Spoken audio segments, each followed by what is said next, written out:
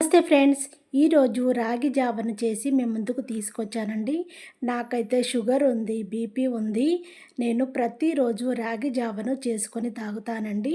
ఆరోగ్యానికి చాలా మంచిదండి. ప్రతిరోజు ఇలా చేసుకొని తాగండి. ఇది మనము టీ, కాఫీకి గుడ్ బై చెప్పి ప్రతిరోజు ఈ రాగి జావా చేసుకొని తాగండి. ఆరోగ్యానికి ఎంతో మేలు చేస్తుంది. ప్రతిరోజు ఇలా చేసుకొని తాగడం వల్ల మీరు ఆరోగ్యంగా ఉంటారు. ఒక గిన్నెలో వాటర్ని పెట్టేసుకొని వాటర్ మరిగేలోపు మరొక గిన్నెలో రాగి పిండిని వేసేసుకొని కొంచెం వాటర్ని వేసుకొని దోసపిండిలాగా కలిపి మరిగే వాటర్లో రాగి పిండిని వేసేసుకొని రాగి పిండి మంచిగా రాగిపిండిని మంచిగా ఉడికించుకోవాలి. రాగిపిండి ఉడికేలోపు మనము బెల్లం కట్ చేసి పెట్టేసుకుందాము. ఇందులో రాగిపిండిలో పాలు కూడా పోసేసుకోవాలండి. అప్పుడే రాగి జావ చాలా కమ్మగా ఉంటుంది. సమ్మర్లో అయితేనేమో మజ్జిగతో తీసుకోవాలి. హెల్త్‌కి చాలా మంచిది. ఒంటికి సలవ చేస్తుంది.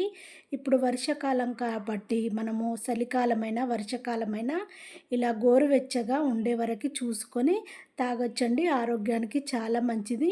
పాలు పోసుకున్న తర్వాత మంచిగా మరిగించుకోవాలి. మరిగిన తర్వాత మనము టేస్ట్‌కి తగినట్టుగా, మన తీపికి తగినట్టుగా బెల్లాన్ని వేసేసుకోవాలి. బెల్లం మాత్రమే వేయాలండి, షుగర్ వేయకూడదు. మంచిగా ఉడికిన తర్వాత స్టవ్ ఆఫ్ చేసుకొని కన్సిస్టెన్సీ ఎలా ఉందో చూడండి. జావలాగా ఉంది.